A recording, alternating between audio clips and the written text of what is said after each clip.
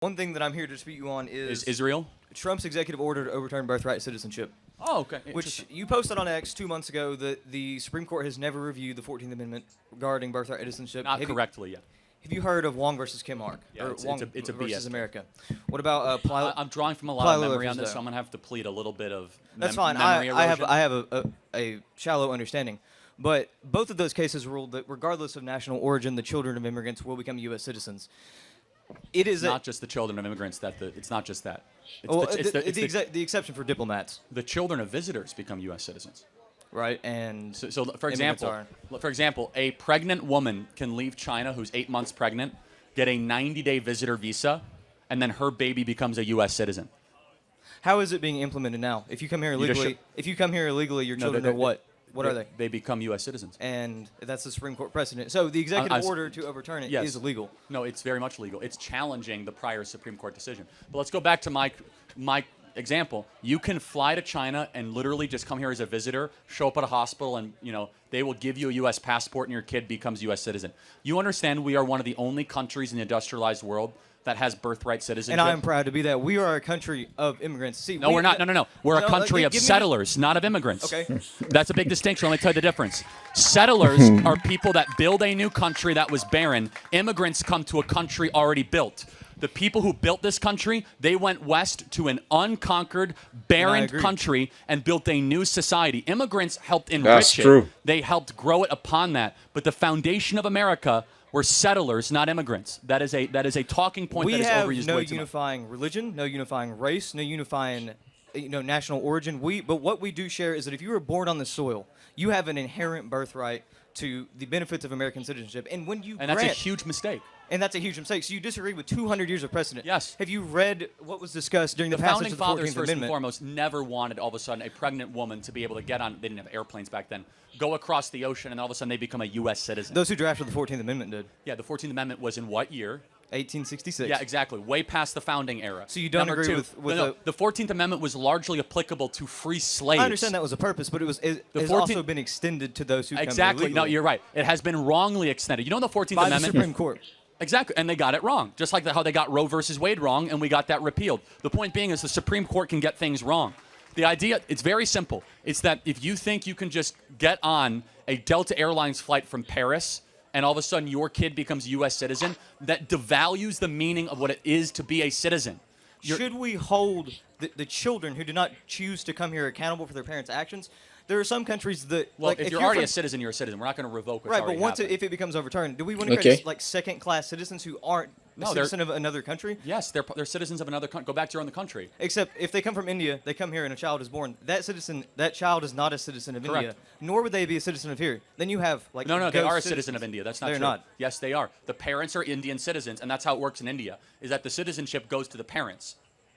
So that's the point. Is that they can go back to their own country, and they can go live in India. So the children should be deported as soon as they're born here? Yes, with their parents, absolutely.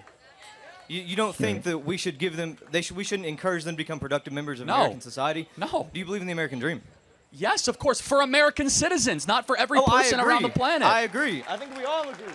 Yes, it's not our job to open up our borders to every sad story around the planet. Exactly, the adults, but the children did not choose to cross the border. They did not choose to come here. Okay. They have been placed here. Exactly, so don't punish them by separating the mom and dad. They can all go back to their country of origin. It's very simple. But that's not the law. That's not how it's been. Do you think that would be productive for American society? Hold on. That's the interpretation of the 14th Amendment. We're talking about two different things. We're talking about birthright citizenship, and then we're talking about kids that are crossed when they're already born. The point being is this, and President Trump's executive order is phenomenal. It goes back to this very basic question. What does it mean to be a citizen? And we're throwing around citizenship like Frisbees every day. You're a citizen, you're a citizen, you're a citizen. And it dilutes the meaning of the citizen, of what it means to be a U.S. citizen. We need to bring it back to actually say, hey, you have to earn your citizenship. You are not given your citizenship. So the children who...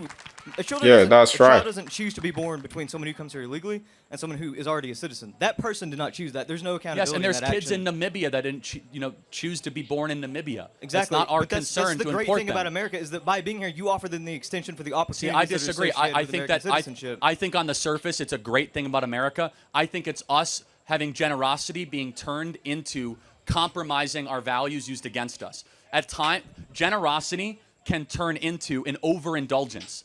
You could become too generous. where you are borrowing money that you don't have. We're doing that. Where you're giving citizenship where it dilutes. Yes, we are a generous nation, and our virtues have become our vices. What does it dilute? What does a child being born here having birthright? You know what? You know what it What dilutes? does that take away from us? It first of all, they pay taxes. First of all, number one, it dilutes a lot. What does it dilute? Can I get to it? Dilutes a lot. Number one, it dilutes legal immigrants that are full adults that had to apply to come and here. I agree. So we should stop illegal immigration. Well, but no, there will legal. always be I some. said legal immigration. I agree. Right. Number two is that I actually want the idea of being a U.S. citizen, that you are here or born here because your parents did something to allow you to be here. Not just that you got on a nonstop flight from Seoul, South Korea, and you happen to fall and your water breaks and you're suddenly a U.S. citizen. It devalues the entire meaning of what it means. Everybody here has a unique story of what your parents did for allow you to live in this country. That's called a social compact. Some of you guys, your parents came here, and your ancestors came here in the 1700s. Some of them came here in the early 1900s. But if all of a sudden you can gain entry and cut in line, it dilutes the sacrifices primarily of the greatest generation from World War II that allowed us to live here, and it is an insult to them to say that we can live in a free society. I want to get to the next question. Thank you very much. Wow. What an interesting debate. I totally agree with the facts Charlie have stated in this video. If you want to be a citizen, you should work for it. There is dignity in working for something. You can take pride in what you have worked for. But if you are given something on a platter of gold, it's very difficult for you to see value in that. And you might even tend to abuse it because you didn't work for it. So I totally agree with Charlie on this. Coming to America